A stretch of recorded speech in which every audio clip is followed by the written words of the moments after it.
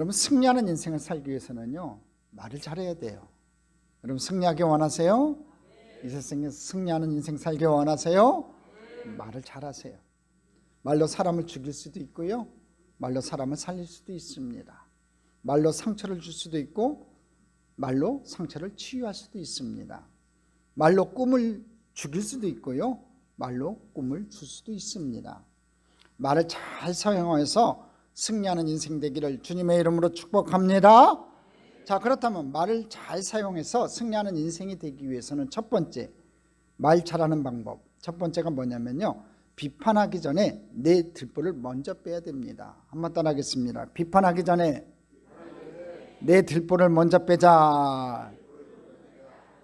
진짜 이렇게 하시면 돼요. 우리 마태복음 7장 5절을 보겠습니다. 같이 읽겠습니다.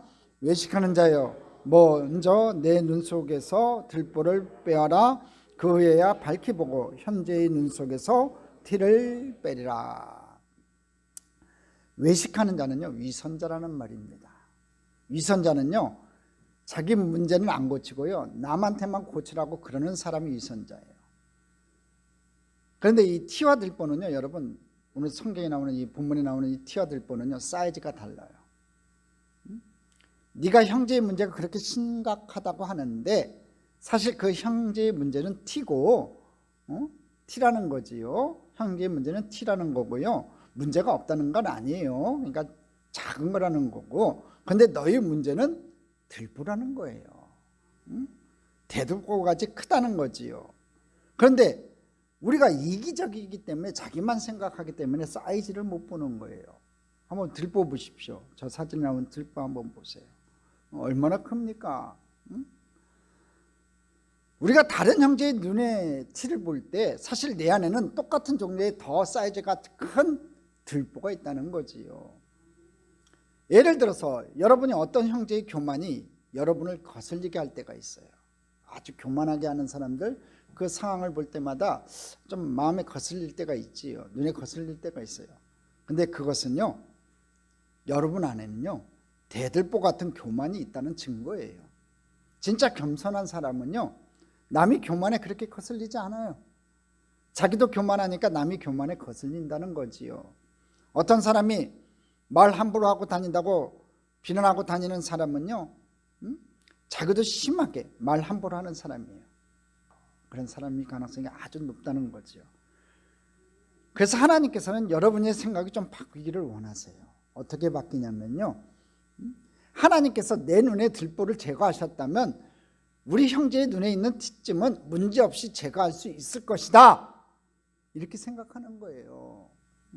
내 문제를 제거하신 하나님이라면, 나의 큰 문제를 제거하신 하나님이라면, 내가 저 사람 속에 보여지는 작은 티 같은 그런 잘못 같은 것을 쉽게 제거할 수 있다고 생각한다는 거지요. 그렇게 생각해야 된다는 거예요.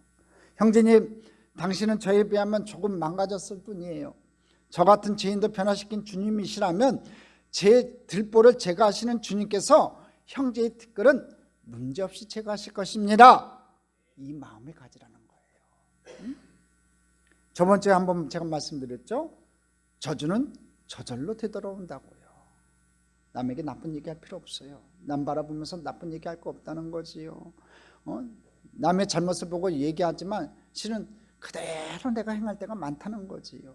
또 내가 저주하는 그 저주가요, 나에게 다시 되돌아올 때가 있어요. 또 내가 안 받으면 안타깝게도 내 자손 때가 받을 때가 있다고요. 그러니까 될 수 있으면 남에게는 좋은 얘기만 하십시오.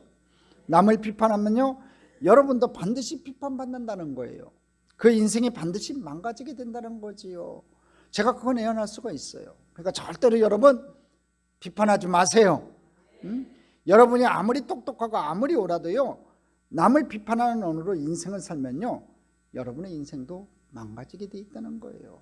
한번 잘 여러분 헤아려 보세요. 여러분이 말하는 말이 남을 다해서 칭찬하는 말이 많은지 비판하는 말이 많은지 여러분이 알 거예요. 여러분 모르겠으면 한번 녹음해 보세요. 한 두세 시간 녹음하고 다녀보세요. 요새 핸드폰 좋잖아요. 녹음 기능 딱 켜고 한번 지나다니면서 사람들과 만나면서 얘기하는 걸 아무 의식 없이 녹음해 보세요. 혹시 여러분 입속에서 나오는 말이 남을 비판하는 말이 많이 나온다면 여러분 입술에 파수꾼을 세워달라고 하나님 앞에 기도하세요. 아예 말을 안 하는 게 좋아요. 자꾸 남을 비판하면 비판할수록 그것이 눈덩이가 돼갖고 나한테 다시 되돌아오는 거예요. 마태복음 7장 2절 한번 볼까요? 같이 읽어보겠습니다. 너희가 비판하는 그 비판으로 너희가 비판을 받을 것이요 너희가 헤아리는 그 헤아림으로 너희가 헤아림을 받을 것이니라. 보십시오. 성경에도 분명히 얘기하잖아요. 비판하는 그 비판으로 너희가 비판을 받을 것이고 너희가 헤아리는 그 헤아림으로 너희가 헤아림을 받는다고 되어 있어요. 여러분이 남을 비판하는 말을 많이 하고 다니면요, 여러분 뒤에서는요 그 두 배로 여러분을 비판하는 강적들이 붙어요. 여러분 생각지도 못했는데 뒤에서 내 뒤통수를 퍽퍽 친다는 거지요. 여러분 적을 죽이고 싶으세요? 여러분을 해방하는 원수들을 좀 줄이고 싶으세요? 그러면 여러분 비판을 멈추세요. 먼저 멈추세요. 저들이 먼저 멈추기를 바라지 마시고 여러분 입에서 칭찬을 많이 하세요. 그게 되돌아오는 겁니다. 여러분 칭찬도 되돌아오는 거고요, 특별히 이 비판은요 반드시 되돌아오게 되어 있어요. 그래서 우리는 비판하는 말을 버리고 형제를 살리는 말을 하는 저와 여러분 됐으면 좋겠습니다. 에베소서 4장 29절에 이런 말씀이 있습니다. 같이 읽어보겠습니다. 무릇 더러운 말은 너희 입 밖에도 내지 말고 오직 덕을 세우는 데 소용되는 대로 선한 말을 하여 듣는 자들에게 은혜를 끼치게 하라. 덕을 세우는 데 하는 선한 말은요, 한마디로 형제를 영적으로 살리는 말이에요. 기쁨을 주는 말이지요. 오늘 에베소 4장 29절에 뭐래요? 더러운 말은 너희 입 밖에도 내지 말래요. 오직 덕을 세우는 데 소용대로 선한 말을 하래요. 선한 말만 하는 거죠. 좋은 말만 하는 거예요. 이 덕을 세우는 말은요, 선한 말은요, 한마디로 형제를 영적으로 살리는 말이고 기쁨을 주는 말이에요. 그 사람에게 꿈을 주는 말이에요. 그런 말을 많이 하는 저와 여러분 됐으면 좋겠습니다. 슬프고 힘든 현재를 일어나게 하고 사람을 치유하고 그 가능성을 불붙여주는 하늘을 날게 하는 비전의 언어를 그에게 주는 거예요. 이게 리더십이라는 거지. 아무리 강하고 잘나 보이는 사람도요 사실은 연약해요. 여러분 남편들이 터프해 보이십니까? 남편들이요, 남자들 그냥 속이 텅 빈 강정이에요. 아무것도 아니에요. 불쌍히 좀 여겨주세요. 제가 늘 얘기하지요. 남성들 불쌍해요. 나이가 들어갈수록 불쌍해요. 불쌍히 여겨주셔야 돼요. 아셨죠? 여러분의 칭찬과 격려가 여러분 남편을 살리는 거예요. 자녀를 살린다고요. 이 칭찬과 격려가 필요하지 않는 사람 아무도 없어요. 다 필요해요.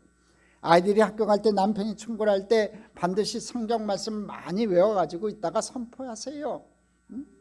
잔소리를 막 하고 싶을 때, 야단치고 싶을 때도 이스라엘의 파수꾼을 세우시고 울부짖는 여러분의 분노를 억누르면서 이 축복의 통로 같으니라고, 하나님의 복받을 사람 같으니라고 축복을 선포해 주세요. 여러분의 그 말들을 통해서 하나님이 가정을 살리고 축복해 주실 줄 믿습니다.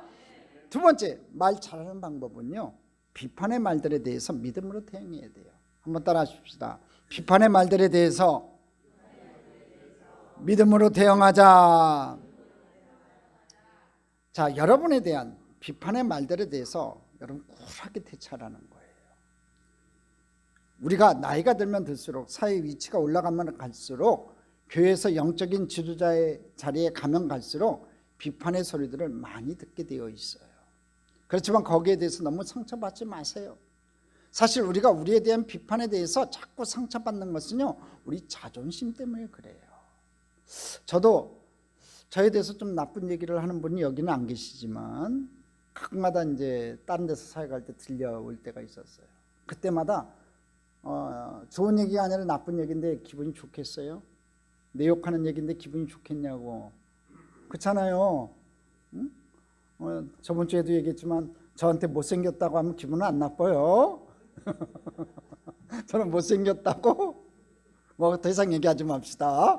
시험 드시는 분이 계실 것 같아서. 자, 여하튼 간에 모든 사람들은요, 자기에게서 나쁜 얘기를 하면 기분이 나쁘다고요. 좋은 얘기가 아닌데 나쁜 얘기를 하는데 또 있지도 않은 얘기를 할 때 굉장히 기분이 나쁘다고요. 근데 여하튼 간에 남이 나한테 하는 그 비판에 대해서 자꾸 상처를 받는 건요, 자존심 때문에 그래요. 자존심을 내려놔야 되는데 내려놓기가 참 쉽지가 않은 부분이에요. 톡톡 건드려주면 아주 가슴이 아파요.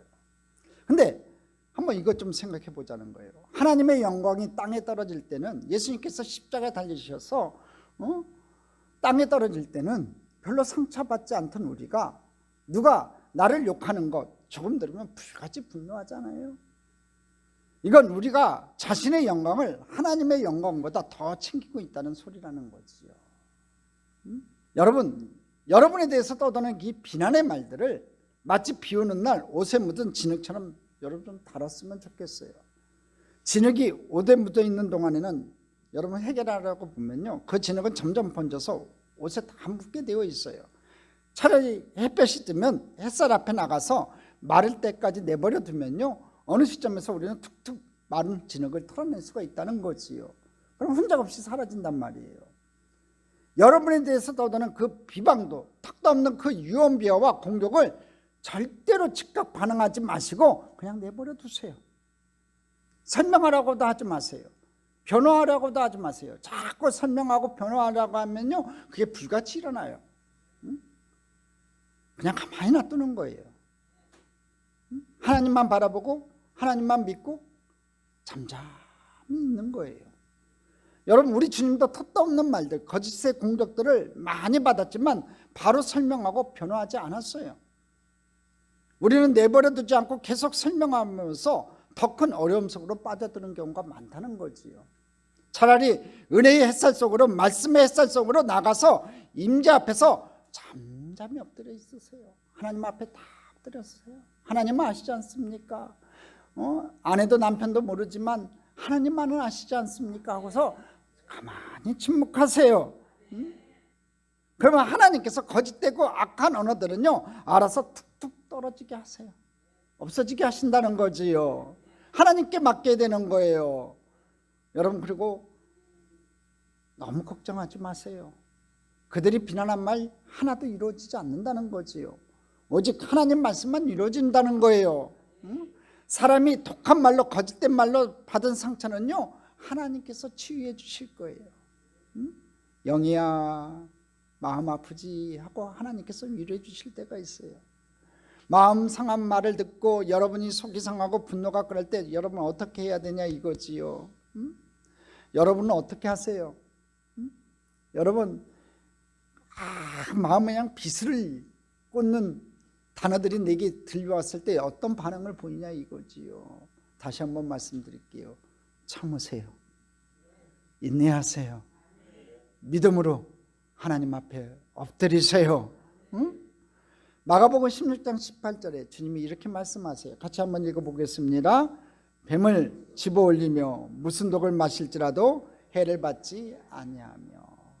예수를 믿는 사람은요, 무슨 독을 마실지라도 해를 받지 않는데요, 그 언어의 독, 언어의 그 강한 코브라 같은 독을 마실지라도 해를 받지 않을 거예요. 왜? 우리 주님께서 함께 하시기 때문에, 우리 하나님께서 치료하실 것이기 때문에, 하나님께서 해결하실 것이기 때문에 우리는 상처받지 않는 귀한 축복의 백성이 될 줄 믿습니다. 우리가 예수님 안에만 있다면 사람들이 우리에게 던진 거짓과 비난과 공격과 거짓의 언어들은요, 하나도 임하지 않을 거예요. 사라질 거예요. 오히려 저주를 한 그 사람에게 저주가 돌아간다는 거지요. 그 사람에 대해서 화내지 말고요, 여러분 불쌍히 여기세요. 불쌍히 여기세요. 저주했던 그 저주가 그 사람에게 돌아갈 테니까. 우리가 할 일은요, 인간의 말이 우리에게 상처를 줄 때마다 하나님의 말씀을 자기 자신에게 끊임없이 선포해야 되는 거예요. 사람의 말이 나에게 상처를 줄 때마다 끊임없이 하나님의 말씀을 나에게 선포해야 돼요. 저는 저에게 스스로 선포하는 성경 구절이 많다고 했지요. 그래서 사람들이 너 죽을 것이다, 처형이 안 될 것이다 그러면요, 나는 죽지 않고 살아서 하나님 말씀을 선포할 것이다, 이렇게 시편 말씀을 선포해요. 사람들이 길을 죽이고 이건 어려울 거야, 안 될 거야 그럴 때마다 두려워하지 말라, 내가 너와 함께함이로다. 놀라지 말라, 나는 내 하나님이 될 것이다 라고 스스로 선포해요.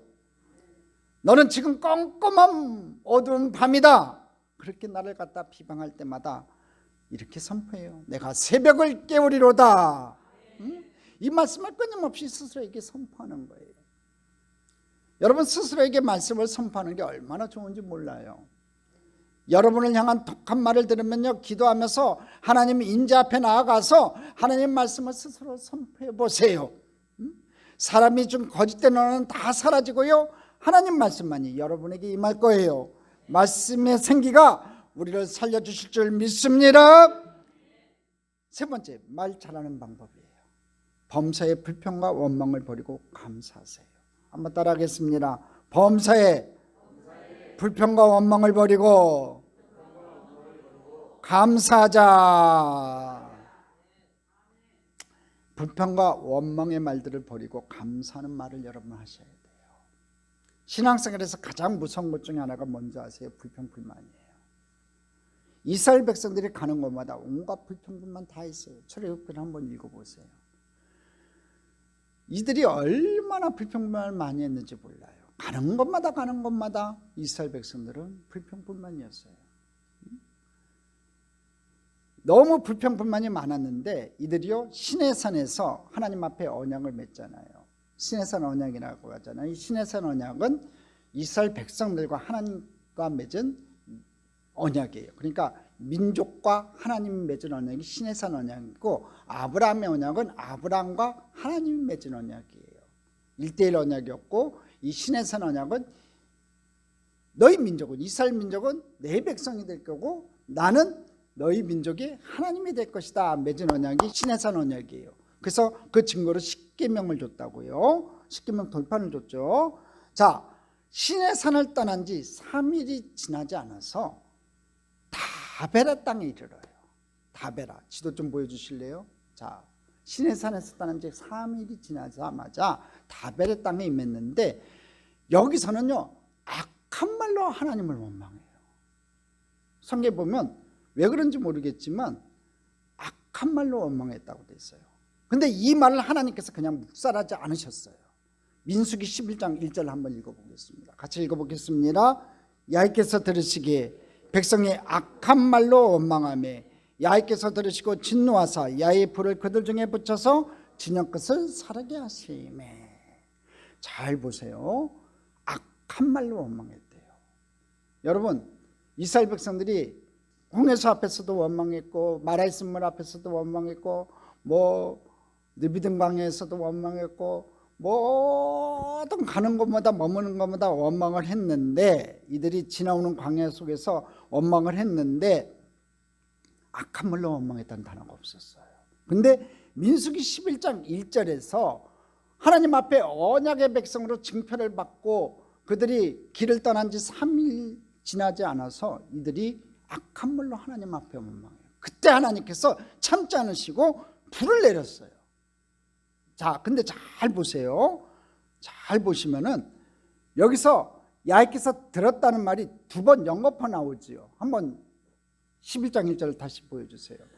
야훼께서 들으시기에 백성이 악한 말로 원망하며 야훼께서 들으시고, 자, 들었다는 단어가 두 번이나 나와요. 강조법이지요. 응? 불평과 원망의 말로 여러분들끼리 수군된다고 해서 여러분 하나님이 안 듣는다고 생각하지 마세요. 내가 불평불만하는 말 하나님이 안 듣겠거니, 아니면 나 혼자 투덜거리는 얘기 하나님은 안 듣겠거니, 여러분 그렇게 생각하지 말라는 거예요. 하나님은 다 듣고 계세요. 하나님께 쩌렁쩌렁 들려요. 그걸 생각하시라는 얘기예요. 그리고 그 말에 대한 심판을 내리신다는 거예요. 자, 근데 두 번째로 한번 보면요, 악한 말로 원망했어요. 그래서 야훼 불이 떨어졌죠. 왜 그랬을까? 왜 원망했는데 야훼 불이 떨어졌을까? 악한 말로 원망했기 때문에 야훼 불이 떨어졌다는 거예요. 자, 그럼 야훼 불이 왜 떨어졌을까? 시내산에서 3일 전에 뭐가 있었어요? 하나님과 언약을 맺었잖아요. 나는 너희 하나님이 될 것이고 너희 민족, 이스라엘 민족은 내 백성이 될 것이다 해갖고 시내산에서 언약 백성이 되었는데 원망했어요. 그것도 악한 말로 원망했다고요. 그러니까 하나님께서 강한 징계를 내렸다는 거지요. 그래서 야의 불이 떨어졌어요. 여러분 원망 불평하지 마세요. 하나님 앞에 원망 불평하지 마세요. 하나님께서 진노한다는 말이요 성경에 자주 나오는 게 아니에요. 하나님께서 가장 진노해서 즉시 심판을 하게 하는 것 중에 하나가 불평 불만의 언어임을 여러분 아시기 바랍니다. 언약 백성이 됐고 하나님 백성이 된 저와 여러분도 마찬가지예요. 자주 하다 보면 하나님을 향해서 악한 단어로 하나님을 원망할 때가 있어요. 그러지 마세요. 절대로 그러지 마세요. 내가 원하는 대로 다 주어지지 않잖아요. 인생이 하나님 앞에 기도한다고 우리가 신앙생활 한다고 하나님께서 내가 기도한 대로 다 줘요? 그렇지는 않잖아요. 내가 생각지 못한 어려움들이 생겨요. 자녀들 때문에 어려운 문제가 생기고 재물의 문제로 어려운 문제가 생기고 건강의 문제로 내가 어려운 문제가 생길 때마다 악한 단어를 사용해서 하나님을 원망하지 않는 저와 여러분 됐으면 좋겠습니다. 징계의 불을 받지 마세요. 여러분 악한 언어는요 하나님을 원망하는 언어는요 하나님께서 진노하셔서 우리 가운데 진노의 불이 내려질 수 있다는 거예요. 입에서 감사하는 저와 여러분 됐으면 좋겠습니다. 불평과 원망하는 습관이 입술에 굳으면요 그것이 여러분의 운명이 된다는 거예요. 여러분이 승리하는 인생을 살고자 하십니까? 불평과 원망의 언어 습관을 오늘 이 순간부터 끊어버리기를 바랍니다. 감사하는 인생으로 바뀌기를 바랍니다. 만약 그렇지 않으면 여러분과 여러분 가문의 운명이 소망이 없어지는 거예요. 오늘 여러분 가문이 부흥하기를 원하고 여러분 자녀가 잘 되기를 원한다면 오늘 시간부터 언어가 바뀌기를 바랍니다. 감사가 살아나기를 바랍니다. 불평과 원망이 사라지기를 주님의 이름으로 축복합니다. 시편 37편 8절 말씀 보겠습니다. 같이 읽어보겠습니다. 분을 그치고 노를 버리며 불평하지 말라 오히려 악을 만들 뿐이라. 어떤 분은 상황이 좋아지면 불평할 게 없지 않겠냐고 말해요. 하지만 그렇지 않아요, 여러분. 여러분 상황이 좋아져도요 늘 불평해요. 그게 왜 사람이 희한해요.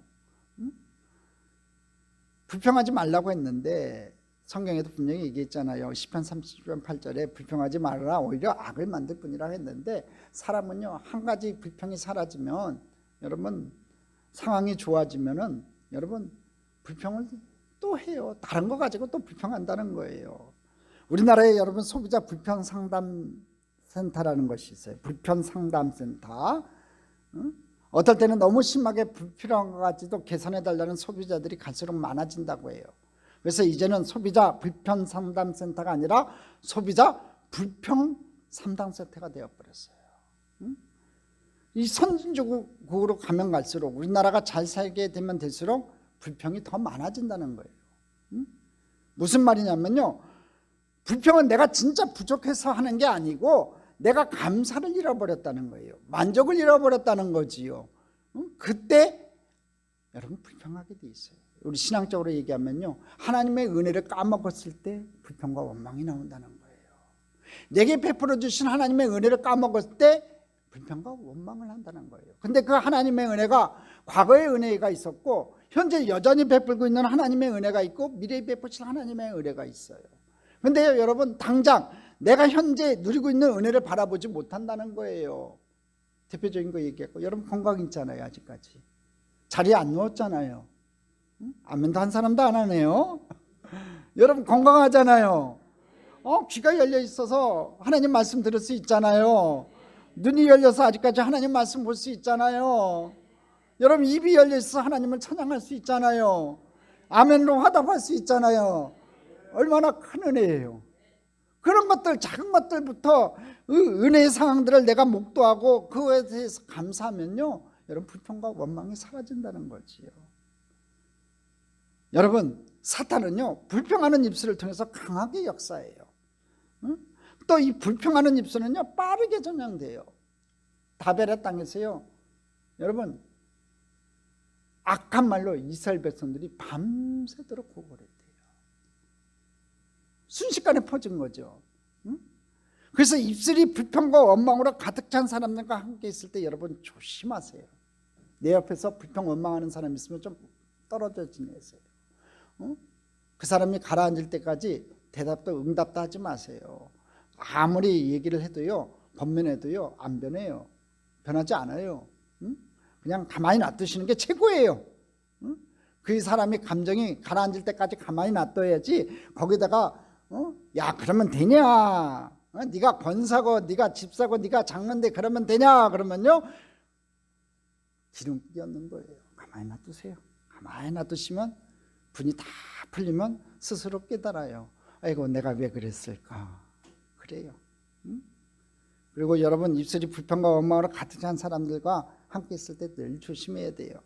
한번 보겠습니다. 시편 39편 1절이에요. 같이 읽어보겠습니다. 내가 말하기를 나의 행위를 조심하여 내 혀로 범죄하지 아니하리니 악인이 내 앞에 있을 때 내가 내 입에 재갈을 먹이리라 하였도다. 내가 말하기를 나의 행위를 조심하여 내 혀로 범죄하지 아니하리니 악인이 내 앞에 있을 때 내가 내 입에 재갈을 먹이리라 하였도다. 특별히 내가 내 혀로 범죄하지 아니하는데 악인이 내 앞에 있을 때는 특별히 내가 내 입에 재갈을 먹이는 거예요. 악인 앞에서는 더 불평불만하면 안 된다는 거지요. 악인들은 말을 함부로 하고 불평하는 사람들이에요. 다윗은 그들과 함께 있다가 잘못되면 전염된다는 걸 알았어요. 여러분도 불평불만하는 클라우드 속에 집단 속에 끼어 있지 마세요.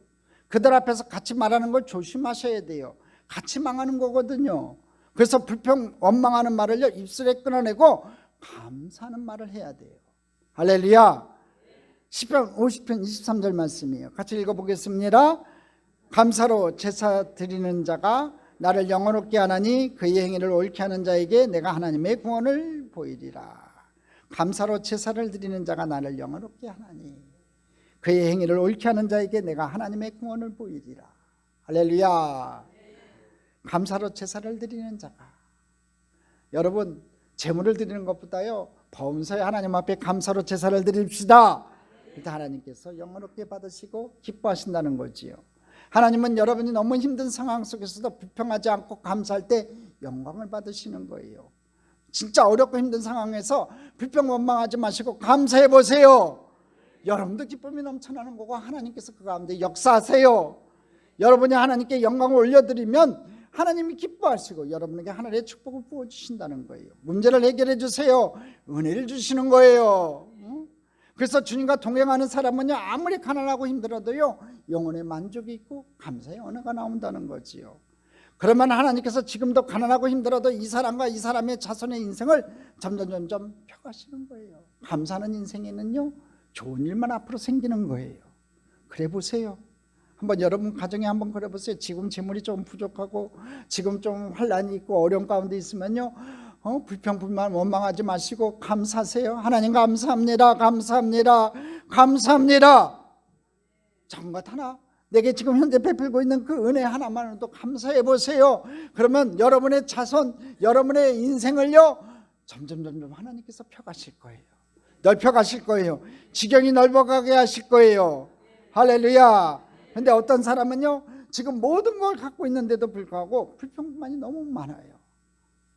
세상만 바라보고 있는 거예요. 하나님 바라보지 않는 거지요. 하나님이 나와 함께 한다는 것을 바라보지 않으니까 늘 불평불만이에요.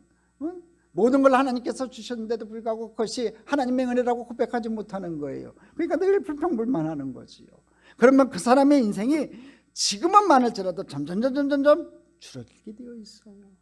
망하게 된다는 거지요.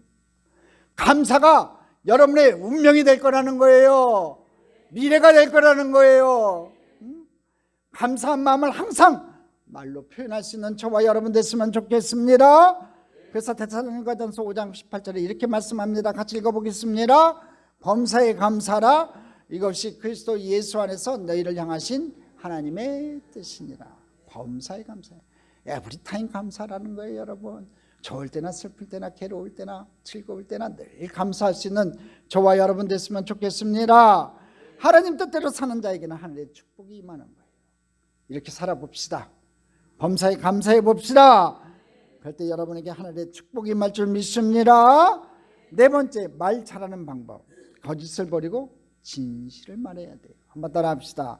거짓을 버리고 진실을 말하자. 에베소서 4장 25절입니다. 같이 읽어봅니다.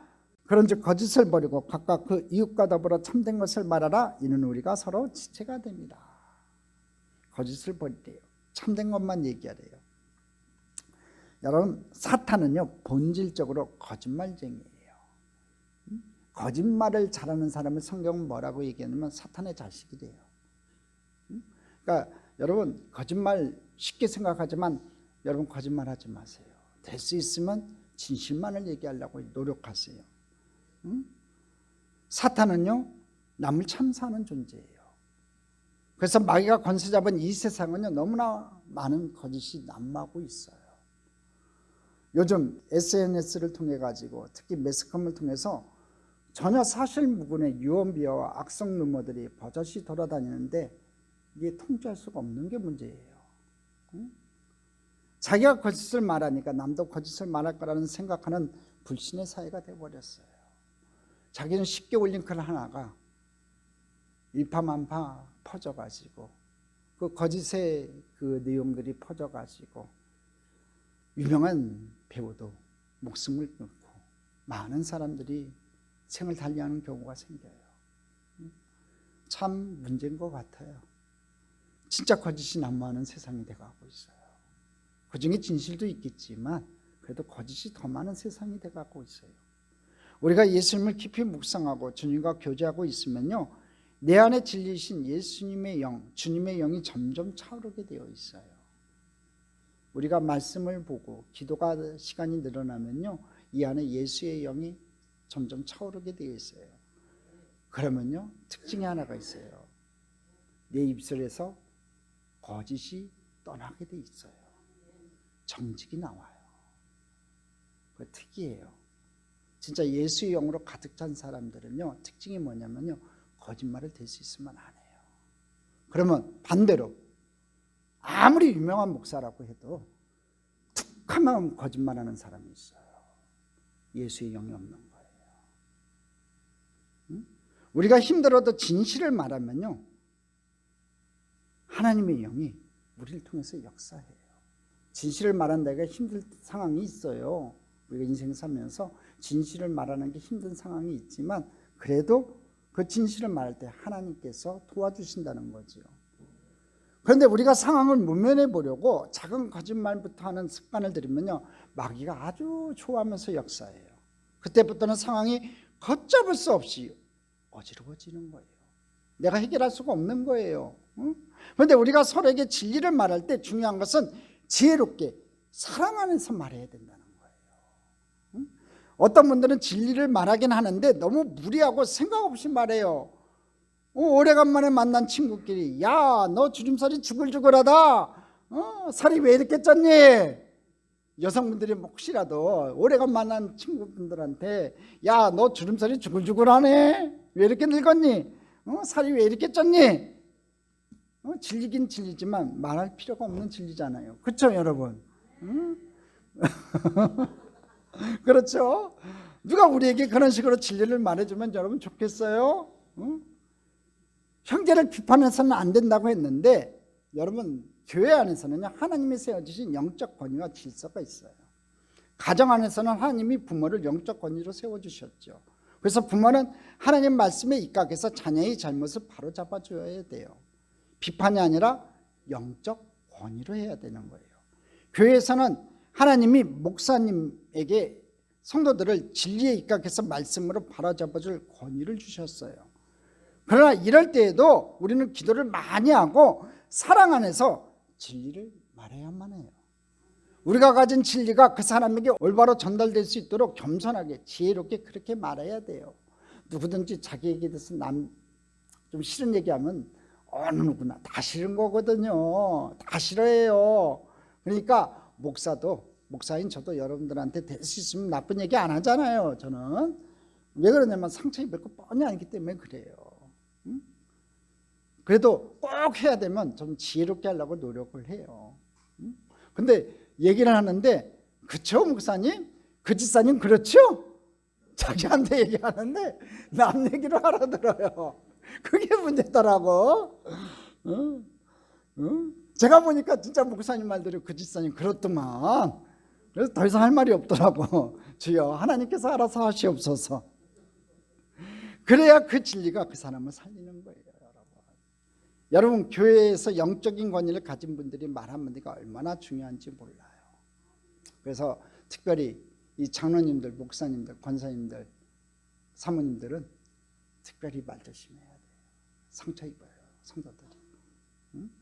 제가 처음 교구에 사역할 때 참 젊었을 때였죠. 그때 이제 지역장님들이 저보다 나이가 많으셔서, 연배가 많으셔서 한 10살쯤 많으셨어요. 제가 34 교구에 처음 나갔으니까 40대쯤 되셨어요. 지역장님에게 어린 아들이 하나가 있었어요. 근데 그 아들이 숫기가 없고 부끄러움을 많이 타는 아이였어요. 근데 착해 보였고 제 눈에는 진짜 착한 아이였어요. 그래서 아들을 볼 때마다, 그 아들을 볼 때마다 신방 가고 왔다 갔다 하면서 볼 때마다 제가 이렇게 얘기했어요. 너는 나중에 목사가 되면 좋은 성품을 가진 애구나 하고 이렇게 말을 했다는 거예요. 그때는 그저 제 느낌대로 했던 말인데 나중에 그 아들이 일반 대학을 다니던 중 제가 했던 말들이 자꾸 생각이 났다고 합니다. 계속 생각이 나서 기도하던 중 하나님의 종이 되겠다고 소원하고 하나님의 부르심을 받고 신학대학원에 가서 신학 공부하고 지휘종이 되었어요. 그 비전의 말을, 격려의 말을 붙잡았다는 거지. 10년 동안 그 어린아이가 기억했다는 거예요. 저는 지나가는 말로 한두 번 했던 말이었는데 그 아이는 그 말을 10년 이상 붙들고 있었다는 거지요. 그래서 지금 지휘종이 됐어요. 목사가 됐어요. 그래서 하나님 앞에 귀하게 쓰임받고 있어요. 저는 곰곰이 생각해 봤어요. 목사가, 영적인 지도자가 이 한마디 하는 게 이렇게 중요한 것이구나. 한 사람의 인생을 바꾸기도 하는 거구나.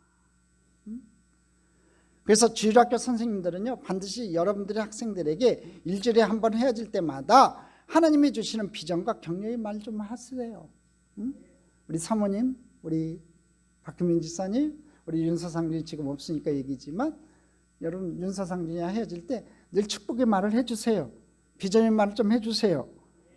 우리 지역장님들도요, 지역 식구들에게 비전과 격려의 말을 좀 해주세요. 부모와 자녀가 헤어지기 전에 여러분, 비전과 격려의 말을 좀 해주세요. 하나님께서 어떤 말을 통해 그 사람의 인생을 바로잡을지 모르거든요. 여러분, 영적 지도자란 좋은 말, 격려의 말을 해주는 거예요. 여러분들이 하나님 앞에 귀하게 쓰임받는 영적 지도자가 되기를 주님의 이름으로 축복합니다. 5번째, 말 잘하는 방법 뭐냐면은 헛된 말을 버리고 자기 말에 책임을 지라는 거예요. 한번 따라 하겠습니다. 헛된 말을 버리고 자기 말에 책임을 지자. 요한일서 3장 18절에 같이 읽어보겠습니다. 자녀들아, 우리가 말과 혀로만 사랑하지 말고 행함과 진실함으로 하자. 행함과 진실함으로 하재요. 우리가 별 생각 없이 좋은 말들을 하고 책임 안 지는 경우들이 많아요. 다음에 밥 한번 살게, 좀 있으면 내가 한번 연락할게, 자매님 위해서, 형제님 위해서 기도하겠습니다. 습관적으로 하는 얘기들이지요. 이런 말하고 부도수 펴낸 사람들 굉장히 많아요. 여러분, 말에는요, 책임이 따라야 되는 거예요. 저는 교회에서 어떤 분이 아이디어 내시고 이렇게 말을 하고서요, 그분이 행하나 안 하나 잘 살펴봐요. 이분이 자기 말에 책임질 사람인가 아닌가, 교회를 위해서 기도하는 분인가, 자기의 삶으로 교회를 위해서 헌신할 분인가, 이렇게 잘 살펴봐요. 그게 아니라면 저는 그분이 아무리 어떤 소리를 해도 안 들어요. 안 받아들여요. 자기가 한 말에 자기가 우선순위로 먼저 액션을 취하는가 안 하는가를 본다는 거지요. 교회 일도 그렇고 사회 일도 그렇고 가정 일도 그런 거예요. 여러분, 책임지지 않는 사람 말을 제가 왜 들어요? 들을 필요 없지요. 여러분, 한마디 말에요, 천근의 무게를 담으셔야 돼요. 한번 따라 합시다. 한마디 말에 천근의 무게를 담자. 말 한마디 조심해서 해야 되는 거지요. 말을 꺼낸다 하면 반드시 책임을 지세요. 기도하겠다 그러면 기도해 주시고요. 밥을 사겠다 그러면 밥을 사시고요. 문제가 보이면 여러분이 그 문제의 대안이 되십시오. 그게 영적 리더십이라는 거예요. 6번째, 말 잘하는 방법. 말을 줄이고 침묵을 훈련해야 돼요. 한번 따라하겠습니다. 말을 줄이고 침묵을 훈련하자. 아까 읽은 우리 에베소서 4장 29절 다시 한번 읽어보겠습니다. 같이 읽겠습니다. 무릇 더러운 말은 너희 입 밖에도 내지 말고 오직 덕을 세우는 데 소용대로 선한 말을 하여 듣는 자에게 은혜를 끼치게 하라. 여기 뭐라고 되어 있습니까? 더러운 말은 너희 입 밖에도 내지 말라고 되어 있어요. 말이 내 입에 있을 때는, 입 안에 있을 때는 내가 말의 주인이에요. 근데 일단 말이 입 밖으로 나오게 되면요, 그 말이 나의 주인이 돼버려요. 그래서 내 입술에 파수꾼을 세워야 되는 거예요. 전도서 5장 2절로 3절에 이런 말씀이 있습니다. 같이 읽겠습니다. 너는 하나님 앞에서 함부로 입을 열지 말며 급한 마음으로 말을 내지 말라. 하나님은 하늘에 계시고 너는 땅에 있음이니라. 그런즉 마땅히 말을 적게 할 것이라. 걱정이 많으면 꿈이 생기고 말이 많으면 우매한 자의 소리가 나타나느니라. 마땅히 말을 적게 하라고 했고요, 말이 많으면 우매한 자의 소리가 나타난대요. 무슨 얘기냐면요, 말을 많이 하면 바보 소리 하게 된다는 거예요. 중요한 건 이겁니다. 여러분의 인생을 돌아볼 때 꼭 이 말을 해야 했는데 못했다는 후회가 많으세요? 아니면 안 해야 될 말을 했다는 이 후회가 많으세요? 어떤 게 많아요? 후자가 더 많지 않아요? 내가 꼭 이 말을 했어야 되는데 못했다는 후회가 더 많냐 이거예요. 아니면 안 해야 될 말을 했다는 이 후회가 더 많냐고요. 저는 한 가지, 그 말을 했어야 되는데 못했던 게 후회가 남는 게 하나가 있어요. 뭐냐면 우리 어머님과 마지막 헤어질 때 어머님께서 야 추석인데 뭐 기숙사 가서 공부하니 추석 여기서 집에서 지내면서 먹을 거 먹고 공부하다가 시험 보면 되지 않니 했는데도 내가 수석하고 싶은 마지막 깔끔한 마무리를 위해서 졸업고사 앞두고 제가 마음을 다짐하고서 학교 기숙사로 가면서 뒤돌아보면서 어머님한테 그 말을 하고 싶었는데 쑥스러워서 말을 못했어요. 어머니 사랑합니다. 어머니 사랑합니다. 그 한마디 못한 게 아직도 제 가슴에 남아있어요. 그런데 더 큰 은혜는 무슨 후회냐면요, 안 해야 될 말을 많이 했어요. 저도 그래갖고 그게 후회가 더 많아요. 잠언서 17장 28절에 보면요, 같이 읽어보겠습니다. 미련한 자라도 잠잠하면 지혜로운 자로 여겨지고 그의 입술을 닫으면 슬기로운 자로 여겨지느니라. 아주 중요한 말씀이죠. 미련한 자라도 잠잠하면 지혜로운 사람을 여긴다는 거고요, 그 입술을 닫으면요 슬기로운 자로 여긴대요. 그러니까 입을 다물고 있으면 사람들이요 지혜로운 사람으로 여긴다는 거예요. 말이 많습니까? 여러분 말을 줄여보세요. 그럼 사람들이 그래요. 지혜로운 분 같습니다 하고 다가올 거예요. 하나님 주제로 할 얘기가 없거든요. 다른 이들을 거룩한 언어로 세워주는 말할 게 없거든요. 그냥 침묵하세요. 셔터마우스 하는 게 최고예요. 보통 사람이 하루에 말하는 게요, 남자의 경우 1만 5천 또는 6천 마디 정도의 말을 평균적으로 한다고 해요. 여성분들은 2만 5천 마디 정도 하세요. 여성분들이 확실히 말이 많긴 한 것 같아요. 근데 대부분 안 해도 될 의미 없는 말, 남을 비방하는 말, 거짓말, 더러운 말을 많이 한다는 거예요. 그러므로 우리가 말하는 양 자체를 줄이면요, 죄를 지을 확률 자체를 줄여버리는 게 된다는 거예요. 여러분이 매년 지난해 한 말에 10%씩만 줄여나가면요, 여러분 거룩해진다는 거예요. 그러면 그 줄어든 말하는 시간에 뭘 하느냐? 기도하면 돼요. 말씀 묵상하면 되는 거예요. 여러분 더러운 흙탕물을 깨끗게 하려면 어떻게 하는지 아세요? 흔들면요 더 더러워지고 힘들어져요. 그 흙탕물 속에 깨끗한 물이 계속해서 흘러 들어가게 하면 돼요.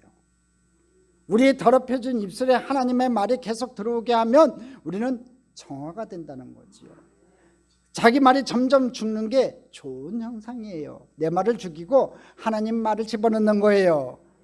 우리 속에 있는 독한 언어들이 조금 더 씻겨져 나가야만 한다는 거지요. 조금씩 씻겨져 나가야 되는 거예요. 그래야 다른 사람들을 성령께서 정화시켜 주신 거룩한 언어로 우리가 살려줄 수가 있다는 거예요. 할렐루야.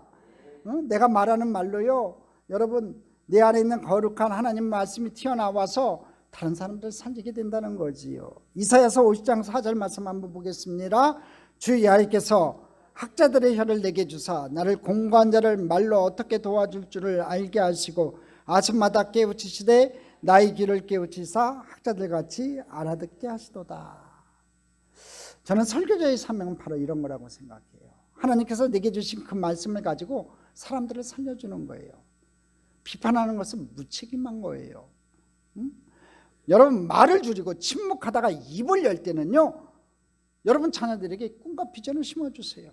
실업난 때문에 어렵고 힘든 가운데 있는 그런 자녀들에게요, 직장이 있다는 것을 선포하는 거예요. 하나님의 언어로 선포해 주는 거예요. 네 앞길에 좋은 일이 있을 거라고 선포해 주는 거예요. 우리가 모르는 축복의 길이 있을 것이라고 선포해 주는 거예요. 그럴 때 여러분 자녀들이 살아난다는 거지요. 죽어가던 자녀들이 살아난다는 거예요. 그리고 말을 줄이고 침묵하다가 입을 열 때는요, 진실을 말해도 남에게 상처를 주지 않고, 밝고 유머가 있으면서도 천박하지 않은 말을 하고, 쉽고 간결하지만 깊이가 있는 말을 하고, 감정적이지는 않지만 따뜻한 말을 하실 수 있는 여러분 되시기를 바랍니다.